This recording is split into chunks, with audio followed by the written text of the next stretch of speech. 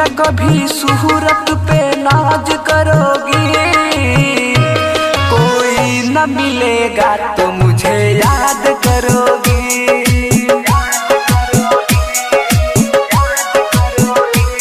किस किस के लिए जिंदगी बर्बाद करोगी, कोई न मिलेगा तो मुझे याद करोगी।